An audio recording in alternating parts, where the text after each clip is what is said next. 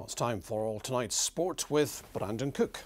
Thank you very much, Norman. Yes, a very good evening to you all. Gregor Townsend says Scotland must change the way they develop young players to avoid falling further behind rugby's elite. The Scots were knocked out of the World Cup in a heavy defeat to Ireland at the weekend.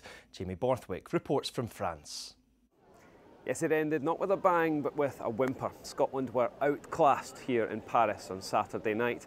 And while Ireland go marching on to the last eight, for the Scots, it's time for some reflection. They arrived here with their joint highest ever world ranking of 5th, but they leave France knowing that there's still a mighty gap between them and the very best. A bitter end to a campaign where Scotland came up short. That neighbouring Ireland could so comprehensively dominate the match was a sobering reflection on how far behind the Scots have fallen. Say the last 2 or 3 years, when you look at our age group, the amount of young players that are playing at pro level, that could be an issue if those players aren't coming through. So I know there's a lot of discussion in Scottish rugby how we do that better, and I'm sure we'll see changes or a renewed focus that we have to create better opportunities for our young players. It took Ireland to just over 60 seconds to set the tone for the deciding match. The world #1 side punished Scotland, who could only muster a brace of tries long after the result was a foregone conclusion. Probably feeling I've never really felt like after a game of rugby. I was just really disappointed. Didn't know what to say to my teammates or anything like that. Just, yeah, really disappointed. Going in at half time, we wanted to fight as a team, finish with a bit of pride and show everyone that's come out to support us and everyone back home, what it means to us. Scotland have got to be creative, they've got to think slightly differently compared to other nations given the resources they have. It's not just Scotland, it's every other team that's trying to play catch up really with Ireland, France and South Africa and New Zealand. The party will go on in France without Scotland. The challenge of facing the top 2 sides in the world proved a step too far. Jamie Borthwick, STV News, Paris. Football now, and Scotland assistant coach John Carver admits another famous result over Spain will be all the sweeter given what he describes as disrespectful comments following their last meeting.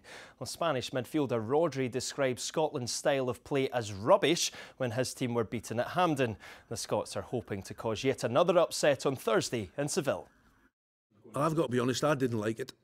I thought it was disrespectful, but, it was their prerogative to say whatever they want to say.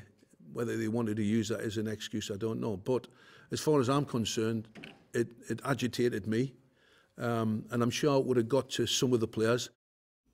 Aberdeen were left frustrated by a goalless draw at home to St Johnstone yesterday. This goal by former Dons player Andrew Considine was ruled by VAR to be offside after Duke was deemed to be interfering with play. Well, Aberdeen boss Barry Robson said VAR decisions are too often coming down to people's interpretations. Golf and the final round of the Alfred Dunhill Links Championships resumed play today after torrential rain cancelled the event twice over the weekend. It was family success for world #8 Matt Fitzpatrick in St Andrews. The Englishman took the title with his mother Susan as teammate. And finally, if you were playing for a football team that were losing 25-0 at half-time, what would you do? Would you go for an early shower or keep going? Well, Aberdeenshire-based amateur St Macar Thistle decided to finish the game, and despite their best efforts at full-time, it was 51-0. But they're not letting that scoreline put them down, as Gronjan de Griechen reports. This mobile phone footage shows one of more than 50 goals conceded by St Maher Thistle on Saturday afternoon. The amateur side were playing Stonehaven outfit SC Millen Academy. It's a tie which always proves tricky for Thistle, but this one had its own challenges. We got beat 19-0 the weekend before by Millen, so maybe it was a bit daft of us to have high hopes, but we went in buzzing. Couldn't tell you why. So we got to the game with 10 boys, that was the plan. Sadly, 2 of them couldn't play because they were trialists, and SFA regulations weren't allowed to play trialists in the cup. So we started the game with 8, and our keeper wasn't able to come, so we had to chuck somebody in goal. Our captain Owen decided, I'll give it a bash, so fair play to him. Despite the boys' best efforts, they were beaten 51-0. To their credit, the team have taken it in good spirits and received praise from opponents across the league. Anders hope the attention from this low point can be a catalyst to improve their squad. I've had about 20 players message me so far. I think people have seen a post and a few people have said they're impressed by the attitude and a resilience and that, and they want a part of the team. Maybe people are up for the challenge. Gráinne Grehan, STV News. Deary me, what a demolition. Yeah, but they're a good bunch of lads, really, and they're putting a brave face on it. We've worked it out. I think that's a goal every minute and a half. Dear Brandon, thanks.